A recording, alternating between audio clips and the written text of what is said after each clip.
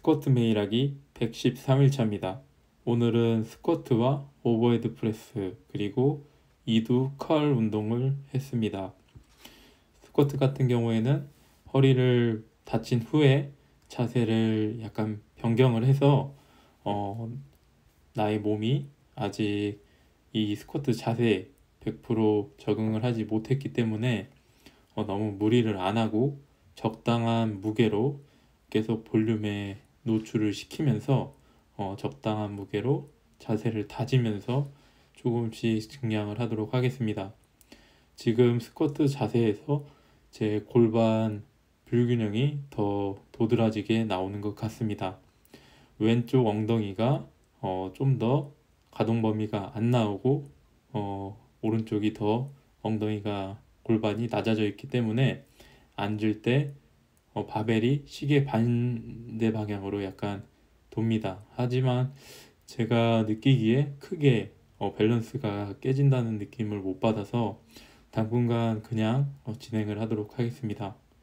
오버헤드 프레스는 오늘은 가벼웠는데 약간 피로도가 올라와 있다는 생각을 해서 그냥 70kg로 가볍게 마무리를 했고, 컬 같은 경우에는 제가 보조를 거의 안 하다가 약간 몸도 어느 정도 살려보려고 추가를 했습니다. 약간만 손을 대더라도 잘 올라오는 부위이기 때문에.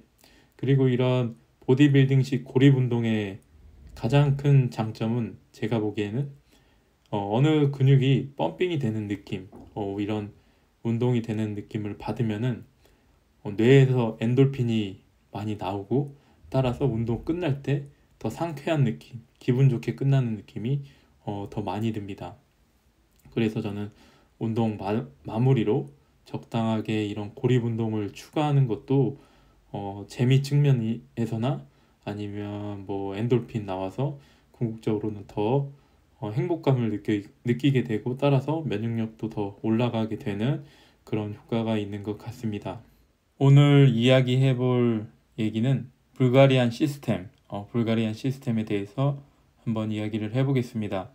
여러분들도 아마 많이들 들어보셨을 겁니다. 불가리안 시스템, 불가리안 메소드라고도 불리고, 이거는 엽도 코치 이반 아베지에프가 만들었고, 이 프로그램을 통해서 불가리아라는 작은 나라, 인구 500만 정도의 작은 나라에서 7, 80년대에 엽도 메달을 휩쓸었다고 합니다. 그럼 이 사람들이 어떤 프로그램을 통해서 이런 좋은 결과를 이끌어냈냐? 그래서 보자면 프로그램은 굉장히 간단합니다. 스네치, 클린 저크, 프론트 스쿼트를 맥스를 많이 치는데 집중을 했습니다. 그리고 백 스쿼트, 파워 스네치, 파워 클린을 보조로 같이 넣었고, 가능하면 맥스에 가깝게 계속 훈련을 하고, 거기에 방해가 안 되는 선에서 더블 정도를 해서 볼륨을 했다고 합니다. 훈련은 주 6일 이상 했고, 매일 매일 훈련을 두세 번입니다. 그리고 하루에 8시간 정도씩 훈련을 진행을 했다 합니다. 이렇게 훈련 시간이 긴 이유는 싱글, 맥스를 치는데 집중을 해서 세트 간 휴식 시간을 굉장히 길게 가지면서 운동을 했다고 합니다. 그렇다면 이 방식을 통해서 우리도 훈련을 한다면 이 사람들처럼 계속 강해질 수 있지 않을까라는 생각을 누구나 할 수 있을 겁니다. 하지만 저의 생각은 안 된다고 생각을 합니다. 그 이유는 이 사람들은 이 프로그램을 하기 전부터 10년 이상 꾸준히 체력 단련을 해왔습니다. 불가리아라는 나라가 가난한 나라고, 그래서 이런 스포츠에 거의 목숨을 거는 엘리트 체육을 굉장히 오래 해서 체력을 많이 쌓아놓은 상태에서 그런 사람들이 또 이런 프로그램을 통해서 이런 결과를 이끌어낸 겁니다. 그리고 우리는 하루에 두세 번 8시간 가까이 운동에 투자할 여유가 없습니다. 대부분의 사람들이 직장 생활을 하고, 직장 생활을 안 하시는 분도 다른 일들이 많기 때문에 이렇게 많은 시간을 투자하기 쉽지 않습니다. 그리고 이들에게 갖고 있는 간절함이 우리는 없습니다. 생계가 달려있지도 않고 가족을 부양, 이거를 내가 메달을 못하면 가족을 부양을 할 수 없다라는 그런 간절함도 부족합니다. 무엇보다 가장 큰 이유는 우리는 약물을 하지 않기 때문입니다. 불가리안 그 역도 선수들이 약물들을 적발된 경우도 많고 이반 아베지에프도 그런 이야기를 공개적으로 했다고 합니다. 하지만 여기서 이런 불가리안 시스템을 통해서 우리가 배울 것은 스페시피시티, 세이드 프린시플. 그러니까 그게 무슨 말이냐면 잘하고 싶으면 잘하고 싶은 걸 자주 많이 해라. 이런 부분은 우리가 불가리안 시스템을 통해서 배울 수 있습니다. 고중량을 잘하고 싶으면 고중량에 많은 노출을 해라. 왜냐하면 고중량에서는 그 고중량에 따라 더 많은 기술적인 연습이 필요합니다.